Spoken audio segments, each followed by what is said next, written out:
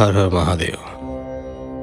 शिव पुराण के इस एपिसोड में आप सुनेंगे रुद्र संहिता द्वितीय खंड का अध्याय संख्या 7 से लेकर अध्याय संख्या 15 तक। 7वां अध्याय, संध्या की आत्माहुति।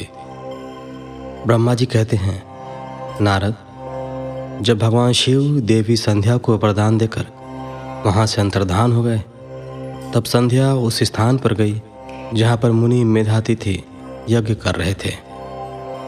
उन्होंने अपने हृदय में तेजस्वी ब्रह्मचारी वशिष्ठ जी का स्मरण किया तथा उन्हीं को पति रूप में पाने की इच्छा लेकर संध्या महायज्ञ की प्रज्वलित अग्नि में कूद गई। अग्नि में उसका शरीर जलकर सूर्यमंडल में प्रवेश कर गया। तब सूर्य ने पितरों और देवताओं की तृप्ति के लिए उसे 2 भागों में बांटकर रथ में स्थापित कर दिया। उसके शरीर का ऊपरी भाग प्रातः संध्या हुआ और शेष भाग सायं संध्या हुआ। सायं संध्या से पितरों को संतुष्टि मिलती है। सूर्योदय से पूर्व जब आकाश में लाली छाई होती है अर्थात अरुणोदय होता है, उस समय देवताओं का पूजन करें।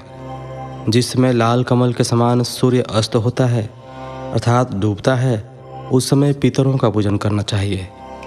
भगवान शिव ने संध्या के प्राणों को दिव्य शरीर प्रदान कर दिया। जब मेधातिथि मुनि का यज्ञ समाप्त हुआ, तब उन्होंने एक कन्या को, जिसकी कांति सोने के समान थी, अग्नि में पड़े देखा। उसे मुनि ने भली प्रकार स्नान कराया और अपनी गोद में बैठा लिया। उन्होंने उसका नाम अरुंधति रखा। यज्ञ के निर्विघ्न समाप्त होने और पुत्री प्राप्त होने के कारण मेधातिथि मुनि बहुत प्रसन्न थे। उन्होंने अरुंधति का पालन आश्रम में ही किया। वह धीरे धीरे उसी चंद्रभागा नदी के तट पर रहते हुए बड़ी होने लगी। जब वह विवाह योग्य हुई तो हम त्रिदेव ब्रह्मा, विष्णु और महेश ने मेधा मुनि से बात कर उसका विवाह मुनि वशिष्ठ से करा दिया। मुनि मेधातिथि की पुत्री महासाध्वी अरुंधति अति पतिव्रता थी। वह मुनि वशिष्ठ को पति रूप में पाकर बहुत प्रसन्न थी। वह उनके साथ रमण करने लगी। उससे शक्ति आदि शुभ एवं श्रेष्ठ पुत्र उत्पन्न हुए। हे नारद, इस प्रकार मैंने तुम्हें परम पवित्र देवी संध्या का चरित्र सुनाया है। यह समस्त अभिष्ट फलों को देने वाला है। यह परम पावन और दिव्य है। जो स्त्री पुरुष इस शुभ व्रत का पालन करते हैं, उनकी सभी कामनाएं पूरी होती हैं। 8वां अध्याय, काम की हार। सूत जी बोले, हे ऋषियों, जब इस प्रकार प्रजापति ब्रह्मा जी ने कहा, तब उनके वचनों को सुनकर नारद जी आनंदित होकर बोले, हे ब्राह्मण, मैं आपको बहुत धन्यवाद देता हूँ कि आपने इस दिव्य कथा को मुझे सुनाया है। हे प्रभु, अब आप मुझे संध्या के विषय में और बताइए कि विवाह के बाद उन्होंने क्या किया। क्या उन्होंने दोबारा तप किया या नहीं? सूत जी बोले, इस प्रकार नारद जी ने ब्रह्मा जी से पूछा।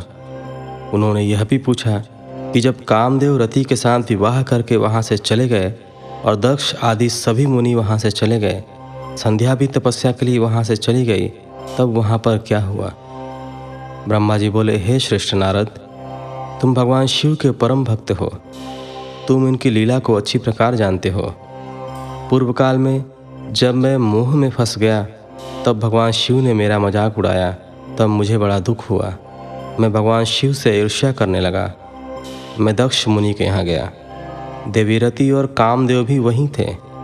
मैंने उन्हें बताया कि शिवजी ने किस प्रकार मेरा मजाक उड़ाया था।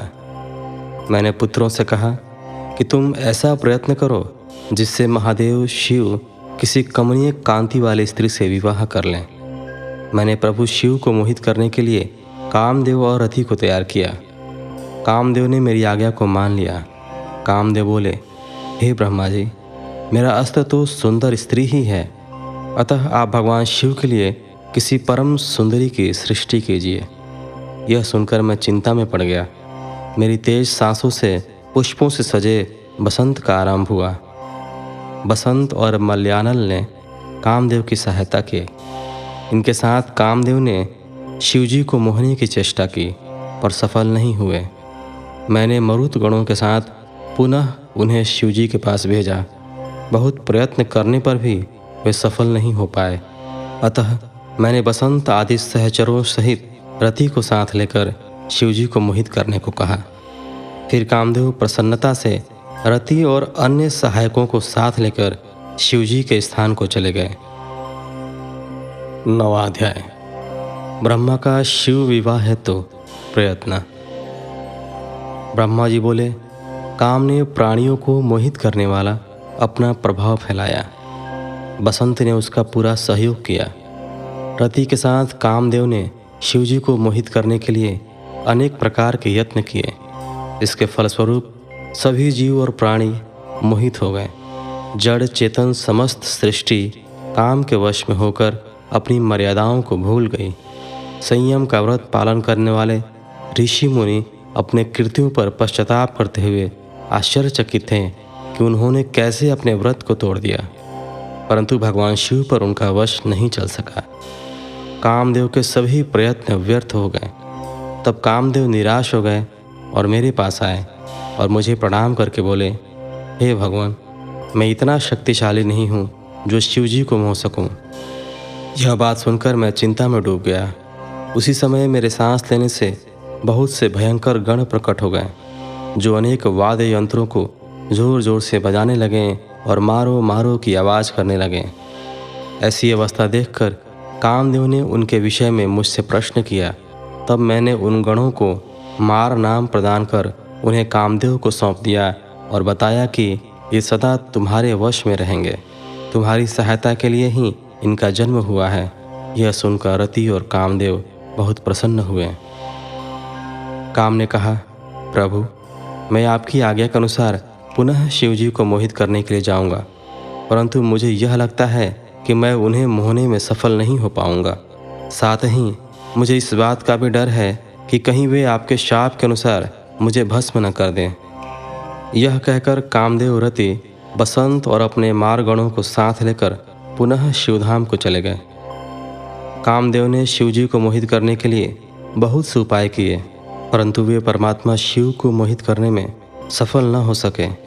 फिर कामदेव वहाँ से वापस आ गए और मुझे अपने असफल होने की सूचना दी।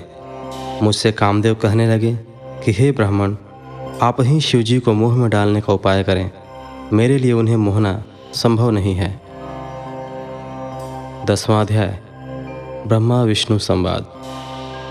ब्रह्मा जी बोले, नारद, काम के चले जाने पर श्री महादेव जी को मोहित कराने का मेरा अहंकार गिरकर चूर चूर हो गया, परंतु मेरे मन में यही चलता रहा कि ऐसा क्या करूं जिससे महात्मा शिव जी स्त्री ग्रहण कर लें। यह सोचते सोचते मुझे विष्णु जी का स्मरण हुआ। उन्हें याद करते ही पीतांबरधारी श्री हरि विष्णु मेरे सामने प्रकट हो गए। मैंने उनकी प्रसन्नता के लिए उनकी बहुत स्तुति की। तब विष्णु जी मुझसे पूछने लगे कि मैंने उनका स्मरण किस उद्देश्य से किया था। यदि तुम्हें कोई दुख या कष्ट है तो कृपया मुझे बताओ, मैं उस दुख को मिटा दूंगा। तब मैंने उनसे कहा, हे केशव, यदि भगवान शिव किसी तरह पत्नी ग्रहण कर लें अर्थात विवाह कर लें तो मेरे सभी दुख दूर हो जाएंगे, मैं पुनः सुखी हो जाऊंगा। मेरी यह बात सुनकर भगवान मधुसूदन हंसने लगे और मुझ लोक सृष्टा ब्रह्मा का हर्ष बढ़ाते हुए बोले, हे ब्रह्मा जी, मेरी बातों को सुनकर आपके सभी भ्रमों का निवारण हो जाएगा। शिवजी ही सबके कर्ता और भर्ता हैं। वे ही इस संसार का पालन करते हैं। वे ही पापों का नाश करते हैं। भगवान शिव ही परब्रह्म, परेश, निर्गुण, नित्य, अनिर्देश्य, निर्विकार, अद्वितीय, अनंत और सबका अंत करने वाले हैं। वे सर्वव्यापी हैं। तीनों गुणों का आश्रय देने वाले ब्रह्मा, विष्णु और महेश नाम से प्रसिद्ध रजोगुण, तमोगुण, सत्वगुण से दूर एवं माया से रहित हैं। भगवान शिव योग परायण और भक्त वत्सल हैं। हे विदे, जब भगवान शिव ने आपकी कृपा से हमें प्रकट किया था, उस समय उन्होंने हमें बताया था कि यद्यपि ब्रह्मा, विष्णु और रुद्र तीनों मेरे ही अवतार होंगे, परंतु रुद्र को मेरा पूर्ण रूप माना जाएगा। इसी प्रकार देवी उमा के भी 3 रूप होंगे। एक रूप का नाम लक्ष्मी होगा और वह श्री हरि की पत्नी होंगी। दूसरा रूप सरस्वती का होगा और वे ब्रह्मा जी की पत्नी होंगी। देवी सती उमा का पूर्ण रूप होंगी, वे ही भावी रुद्र की पत्नी होंगी। ऐसा कहकर भगवान महेश्वर वहाँ से अंतर्धान हो गए। समय आने पर हम दोनों ब्रह्मा विष्णु का विवाह देवी सरस्वती और देवी लक्ष्मी से हुआ। भगवान शिव ने रुद्र के रूप में अवतार लिया। वे कैलाश पर्वत पर निवास करने लगे हैं। जैसा कि भगवान शिव ने बताया था कि रुद्र अवतार की पत्नी देवी सती होंगे, जो साक्षात शिवा रूप हैं। अतः तुम्हें उनके अवतरण हेतु प्रार्थना करनी चाहिए। अपने मनोरथ का ध्यान करते हुए देवी शिवा की स्तुति करो। वे देवेश्वरी प्रसन्न होने पर तुम्हारी सभी परेशानियों और बाधाओं को दूर कर देंगे। इसलिए तुम सच्चे हृदय से उनका स्मरण कर उनकी स्तुति करो। यदि शिवा प्रसन्न हो जाएंगी तो वे पृथ्वी पर अवतरित होंगे। वे इस लोक में किसी मनुष्य की पुत्री बनकर मानव शरीर धारण करेंगे। तब वे निश्चय ही भगवान रुद्र का वरण कर उन्हें पति रूप में प्राप्त करेंगे। तब तुम्हारी सभी इच्छाएं अवश्य ही पूर्ण होंगे। अतएव तुम प्रजापति दक्ष को यह आज्ञा दो कि वे तपस्या करना आरंभ करें। उनके तप के प्रभाव से ही पार्वती देवी सती के रूप में उनके यहाँ जन्म लेंगे। देवी सती ही महादेव को विवाह सूत्र में बांधेंगे। शिवा और शिव जी दोनों निर्गुण और परम ब्रह्म स्वरूप हैं और अपने भक्तों के पूर्णतः अधीन हैं। वे उनकी इच्छानुसार कार्य करते हैं। ऐसा कहकर भगवान श्री हरि विष्णु वहाँ से अंतर्धान हो गए। उनकी बातें सुनकर मुझे बड़ा संतोष हुआ, क्योंकि मुझे मेरे दुखों और कष्टों का निवारण करने का उपाय मालूम हो गया था। 11वां अध्याय। ब्रह्मा जी की काली देवी से प्रार्थना। नारद जी बोले, पूज्य पिताजी, विष्णु जी के वहाँ से चले जाने पर क्या हुआ? ब्रह्मा जी कहने लगे कि जब भगवान विष्णु वहाँ से चले गए तो मैं देवी दुर्गा का स्मरण करने लगा और उनकी स्तुति करने लगा। मैंने माँ जगदम्बा से यही प्रार्थना की कि वे मेरा मनोरथ पूर्ण करें। वे पृथ्वी पर अवतरित होकर भगवान शिव का वरण कर उन्हें विवाह बंधन में बांधें। मेरी अनन्य भक्ति स्तुति से प्रसन्न हो योग निद्रा चामुंडा मेरे सामने प्रकट हुई। उनकी कजल सी कांति रूप सुंदर और दिव्य था। वे 4 भुजाओं वाले शेर पर बैठी थीं। उन्हें सामने देख मैंने उनको अत्यंत नम्रता से प्रणाम किया और उनकी पूजा उपासना की। तब मैंने उन्हें बताया कि देवी, भगवान शिव रुद्र रूप में कैलाश पर्वत पर निवास कर रहे हैं। वे समाधि लगाकर तपस्या में लीन हैं। वे पूर्ण योगी हैं। भगवान रुद्र ब्रह्मचारी हैं और वे गृहस्थ जीवन में प्रवेश नहीं करना चाहते। वे विवाह नहीं करना चाहते। अतः आप उन्हें मोहित कर उनकी पत्नी बनना स्वीकार करें। हे देवी, स्त्री के कारण ही भगवान शिव ने मेरा मजाक उड़ाया है और मेरी निंदा की है। इसलिए मैं भी उन्हें स्त्री के लिए आसक्त देखना चाहता हूँ। देवी, आपके अलावा कोई भी इतना शक्तिशाली नहीं है कि वह भगवान शंकर को मोह में डाले। मेरा आपसे अनुरोध है कि आप प्रजापति दक्ष के यहाँ उनकी कन्या के रूप में जन्म लें और भगवान शिव का वरण कर उन्हें गृहस्थ आश्रम में प्रवेश कराएं। देवी चामुंडा बोली, हे ब्रह्मा, भगवान शिव तो परम योगी हैं। भला उनको मोहित करके तुम्हें क्या लाभ होगा? इसके लिए तुम मुझसे क्या चाहते हो? मैं तो हमेशा से ही उनकी दासी हूँ। उन्होंने अपने भक्तों का उद्धार करने के लिए ही रुद्र अवतार धारण किया है। यह कहकर वे शिवजी का स्मरण करने लगीं। फिर वे कहने लगीं कि यह तो सच है कि कोई भगवान शिव को मोह माया के बंधनों में नहीं बांध सकता। इस संसार में कोई भी शिवजी को मोहित नहीं कर सकता। मुझ में भी इतनी शक्ति नहीं है कि उन्हें उनके कर्तव्य पथ से विमुख कर सकूं। फिर भी आपकी प्रार्थना से प्रसन्न होकर मैं इसका प्रयत्न करूंगी, जिससे भगवान शिव मोहित होकर विवाह कर लें। मैं सती रूप धारण कर पृथ्वी पर अवतरित होंगी। यह कहकर देवी वहाँ से अंतर्धान हो गईं। 12वां अध्याय। दक्ष की तपस्या। नारद जी ने कहा, हे ब्रह्मा जी, उत्तम व्रत का पालन करने वाले प्रजापति दक्ष ने तपस्या करके देवी से कौन सा वरदान प्राप्त किया और वे किस प्रकार दक्ष की कन्या के रूप में जन्मी? ब्रह्मा जी बोले, हे नारद, मेरी आज्ञा पाकर प्रजापति दक्ष क्षीर सागर के उत्तरी तट पर चले गए। वे उसी तट पर बैठकर देवी उमा को अपनी पुत्री के रूप में प्राप्त करने के लिए उन्हें हृदय से स्मरण करते हुए तपस्या करने लगे। मन को एकाग्र कर प्रजापति दक्ष दृढ़ता से कठोर व्रत का पालन करने लगे। उन्होंने 3000 दिव्य वर्षों तक घोर तपस्या की। वे केवल जल और हवा ही ग्रहण करते थे। तत्पश्चात देवी जगदम्बा ने उन्हें प्रत्यक्ष दर्शन दिया। कालिका देवी अपने सिंह पर विराजमान थीं। उनकी श्यामल कांति व मुख अत्यंत मोहक था। उनकी 4 भुजाएं थीं। वे एक हाथ में वरद, दूसरे में अभय, तीसरे में नीलकमल और चौथे हाथ में खड्ग धारण किए हुई थीं। उनके दोनों नेत्र लाल थे और केश लंबे व खुले हुए थे। देवी का स्वरूप बहुत ही मनोहारी था। उत्तम आभा से प्रकाशित देवी को दक्ष और उनकी पत्नी ने श्रद्धापूर्वक नमस्कार किया। उन्होंने देवी की श्रद्धा भाव से स्तुति की। दक्ष बोले, हे जगदम्बा, भवानी, कालिका, चंडिके, महेश्वरी, मैं आपको नमस्कार करता हूँ। मैं आपका बहुत आभारी हूँ जो आपने मुझे दर्शन दिए हैं। हे देवी, मुझ पर प्रसन्न होइए। ब्रह्मा जी ने कहा, हे नारद, देवी जगदम्बा ने स्वयं ही दक्ष के मन की इच्छा जान ली थी। वे बोली, दक्ष, मैं तुम्हारी तपस्या से बहुत प्रसन्न हूँ। तुम अपने मन की इच्छा मुझे बताओ। मैं तुम्हारे सभी दुखों को अवश्य दूर करूँगी। तुम अपनी इच्छा अनुसार वरदान मांग सकते हो। जगदम्बा की यह बात सुनकर प्रजापति दक्ष बहुत प्रसन्न हुए और देवी को प्रणाम करने लगे। दक्ष बोले, हे देवी, आप धन्य हैं। आप ही प्रसन्न होने पर मनवांछित फल देने वाली हैं। हे देवी, यदि आप मुझे वर देना चाहती हैं तो मेरी बात ध्यानपूर्वक सुने और मेरी इच्छा पूर्ण करें। हे जगदम्बा, मेरे स्वामी शिव ने रुद्र अवतार धारण किया है, परंतु अब तक आपने कोई अवतार धारण नहीं किया है। आपके सिवा कौन उनकी पत्नी होने योग्य है? अतः हे देवी, आप मेरी पुत्री के रूप में धरती पर जन्म लें और भगवान शिव को अपने रूप लावण्य से मोहित करें। हे जगदम्बा, आपके अलावा कोई भी शिवजी को कभी मोहित नहीं कर सकता। इसलिए आप हर मोहिनी अर्थात भगवान को मोहने वाली बनकर संपूर्ण जगत का हित कीजिए। यही मेरे लिए वरदान है।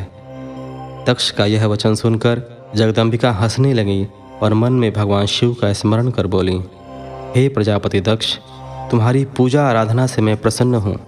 तुम्हारे वर के अनुसार मैं तुम्हारी पुत्री के रूप में जन्म लूँगी। तत्पश्चात बड़ी होकर मैं कठोर तप द्वारा महादेव जी को प्रसन्न कर उन्हें पति रूप में प्राप्त करूँगी। मैं उनकी दासी हूँ।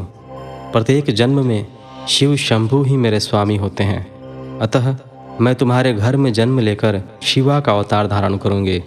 अब तुम घर जाओ, परंतु एक बात हमेशा याद रखना, जिस दिन तुम्हारे मन में मेरा आदर कम हो जाएगा, उसी दिन मैं अपना शरीर त्याग कर अपने स्वरूप में लीन हो जाऊँगी। यह कहकर देवी जगदम्बिका वहाँ से अंतर्धान हो गई तथा प्रजापति दक्ष सुखी मन से घर लौट आए। 13वां अध्याय। दक्ष द्वारा मैथुनी सृष्टि का आरंभ। ब्रह्मा जी कहते हैं, हे नारद, प्रजापति दक्ष देवी का वरदान पाकर अपने आश्रम में लौट आए। मेरी आज्ञा पाकर प्रजापति दक्ष मानसिक सृष्टि की रचना करने लगे, परंतु फिर भी प्रजा की संख्या में वृद्धि होती न देखकर वे बहुत चिंतित हुए और मेरे पास आकर कहने लगे, हे प्रभु, मैंने जितने भी जीवों की रचना की है वे सभी उतने ही रह गए, अर्थात उनमें कोई भी वृद्धि नहीं हो पाई। हे तात, मुझे कृपा कर ऐसा कोई उपाय बताइए जिससे वे जीव अपने आप बढ़ने लगें। ब्रह्मा जी बोले, प्रजापति दक्ष, मेरी बात ध्यानपूर्वक सुनो। तुम त्रिलोकीनाथ भगवान शिव की भक्ति करते हुए यह कार्य संपन्न करो। वे निश्चय ही तुम्हारा कल्याण करेंगे। तुम प्रजापति वीरण की परम सुंदर पुत्री असिकनी से विवाह करो और स्त्री के साथ मैथुन धर्म का आश्रय लेकर प्रजा बढ़ाओ। असिकनी से तुम्हें बहुत सी संतानें प्राप्त होंगी। मेरी आज्ञा के अनुसार दक्ष ने वीरण की पुत्री असिकनी से विवाह कर लिया। उनकी पत्नी के गर्भ से उन्हें 10,000 पुत्रों की प्राप्ति हुई। ये हर्यश्व नाम से जाने गए। सभी पुत्र धर्म के पथ पर चलने वाले थे। एक दिन अपने पिता दक्ष से उन्हें प्रजा की सृष्टि करने का आदेश मिला। तब इस उद्देश्य से तपस्या करने के लिए वे पश्चिम दिशा में स्थित नारायण सर नामक तीर्थ पर गए। वहाँ सिंधु नदी व समुद्र का संगम हुआ है। उस पवित्र तीर्थ के जल के स्पर्श से उनका मन उज्जवल और ज्ञान से संपन्न हो गया।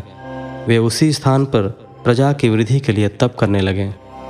नारद, इस बात को जानने के बाद तुम श्रीहरि विष्णु की इच्छा से उनके पास गए और बोले, दक्षपुत्र हर्यश्वगण, तुम पृथ्वी का अंत देखे बिना सृष्टि की रचना करने के लिए कैसे उद्यत हो गए?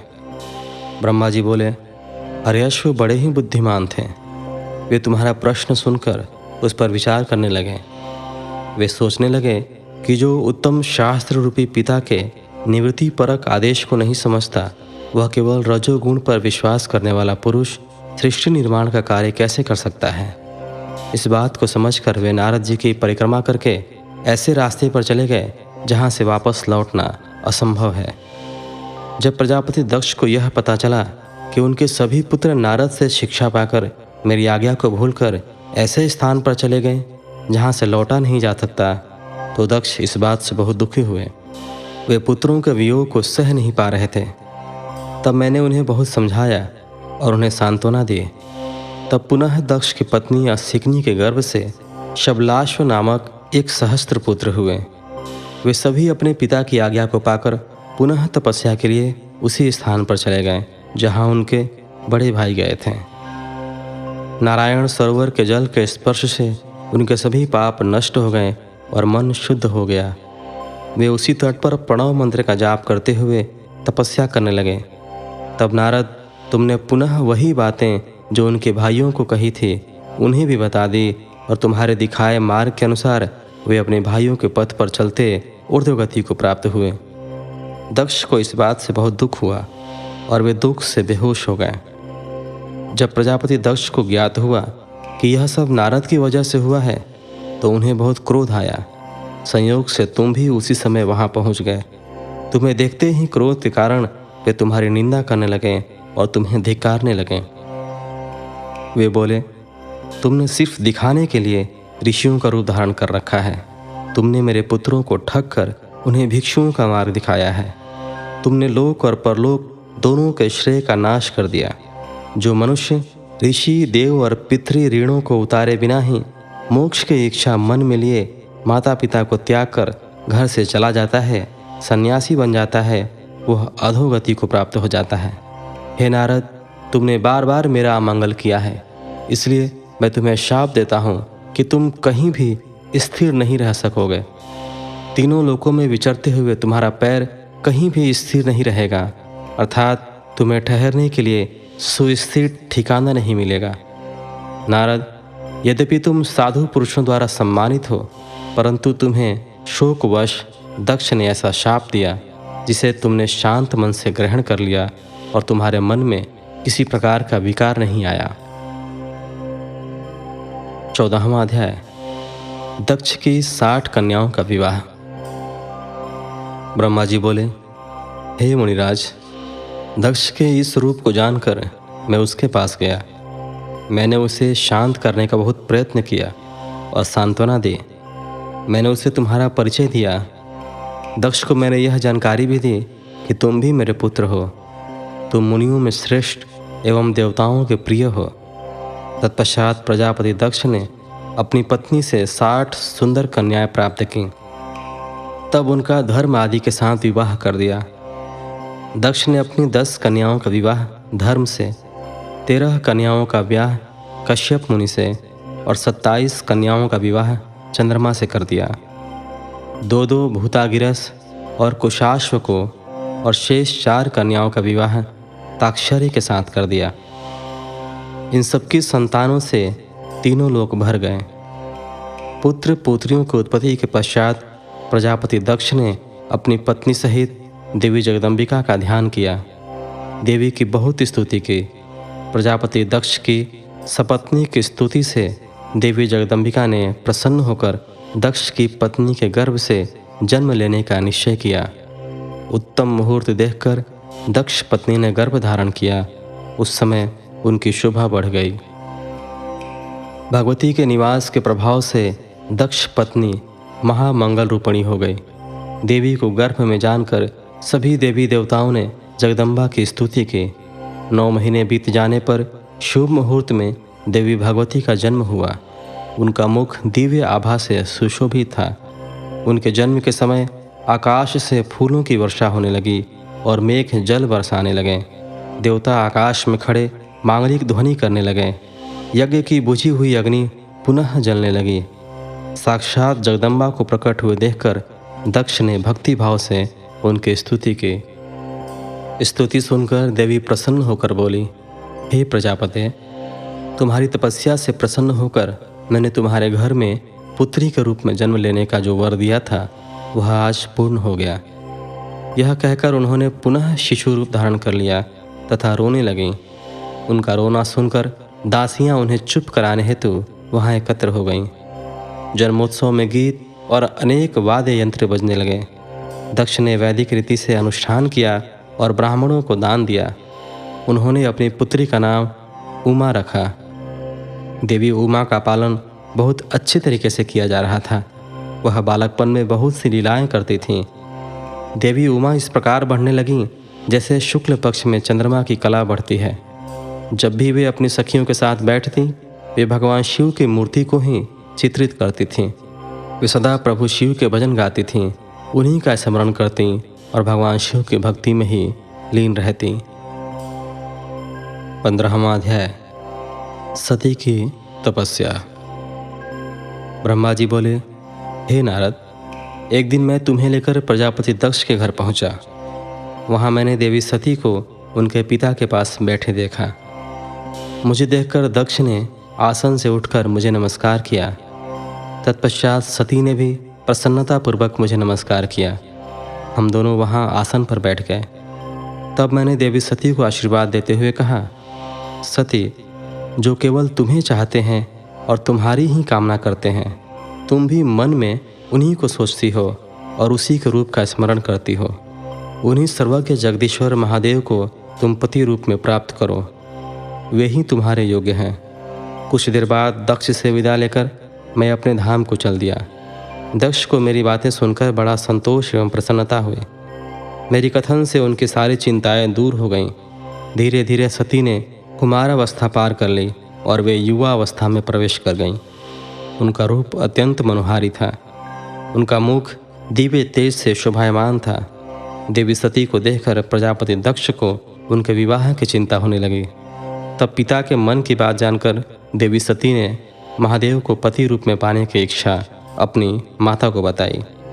उन्होंने अपनी माता से भगवान शंकर को प्रसन्न करने के लिए तपस्या करने की आज्ञा मांगी। उनकी माता ने आज्ञा देकर घर पर ही उनकी आराधना आरंभ करा दी।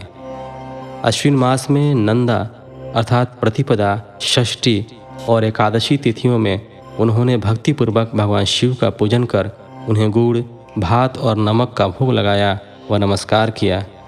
इसी प्रकार एक मास बीत गया। कार्तिक मास की चतुर्दशी को देवी सती ने मालपुओं और खीर से भगवान शिव को भोग लगाया और उनका निरंतर चिंतन करती रहती।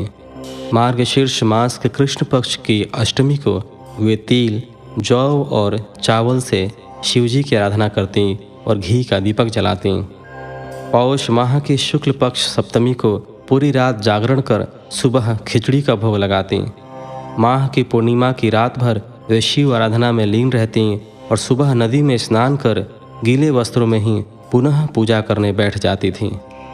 फागुन मास के कृष्ण पक्ष की चतुर्दशी तिथि को जागरण कर शिव जी की विशेष पूजा करती थीं। उनका सारा समय शिव जी को समर्पित था। वे अपने दिन रात शिव जी के स्मरण में ही बिताती थीं। चैत्र मास के शुक्ल पक्ष की चतुर्दशी को वे ढाक के फूलों और दवनों से भगवान की पूजा करती थीं। वैशाख माह में वे सिर्फ तिलों को खाती थीं। वे नए जौ के भात से शिव पूजन करती थीं। ज्येष्ठ माह में वे भूखी रहती और वस्त्रों तथा भटकटैया के फूलों से शिव पूजन करती थीं। आषाढ़ मास के शुक्ल पक्ष की चतुर्दशी को वे काले वस्त्रों और भटकटैया से रुद्रदेव का पूजन करती थीं। श्रावण मास में यज्ञोपवीत वस्त्रों तथा कुश आदि से वे पूजन करती थीं। भाद्रपद मास में विभिन्न फूलों व फलों से वे शिव को प्रसन्न करने की कोशिश करती। वे सिर्फ जल ही ग्रहण करती थीं। देवी सती हर समय भगवान शिव की आराधना में ही लीन रहती थीं। इस प्रकार उन्होंने दृढ़तापूर्वक नंदा व्रत को पूरा किया। व्रत पूरा करने के पश्चात वे शिव जी का ध्यान करने लगीं। वे निश्चित आसन में स्थित हो निरंतर शिव आराधना करती रहीं। हे नारद, देवी सती की इस अनन्य भक्ति और तपस्या को अपनी आँखों से देखने मैं, विष्णु तथा अन्य सभी देवी देवता और ऋषि मुनि वहाँ गए। वहाँ सभी ने देवी सती को भक्तिपूर्वक नमस्कार किया और उनके सामने मस्तक झुकाए। सभी देवी देवताओं ने उनकी तपस्या को सराहा। तब सभी देवी देवता और ऋषि मुनि मेरे और विष्णु सहित कैलाश पर्वत पर पहुँचे। वहाँ भगवान शिव ध्यानमग्न थे। हमने उनके निकट जाकर दोनों हाथ जोड़कर उन्हें प्रणाम किया तथा उनकी स्तुति आरंभ कर दी। हमने कहा, प्रभु, आप परम शक्तिशाली हैं। आप ही सत्व, रज और तप आदि शक्तियों के स्वामी हैं। वेदत्रयी, लोकत्रयी आपका स्वरूप है। आप अपने शरण में आए भक्तों की सदैव रक्षा करते हैं। आप सदैव भक्तों का उद्धार करते हैं। हे महादेव, हे महेश्वर, हम आपको नमस्कार करते हैं। आपकी महिमा जान पाना कठिन ही नहीं, असंभव है। हम आपके सामने अपना मस्तक झुकाते हैं। ब्रह्मा जी बोले, नारद, इस प्रकार भगवान शिव शंकर की स्तुति करके सभी देवता मस्तक झुकाकर शिव जी के सामने चुपचाप खड़े हो गए। इस तरह 15वें अध्याय के साथ इस एपिसोड को यहीं विराम देते हैं। अगले एपिसोड में आप सुनेंगे अध्याय संख्या 16 तथा उसके आगे के कुछ अध्याय। तो मिलते हैं आपसे अगली वीडियो में। तब तक के लिए धन्यवाद। हर हर महादेव।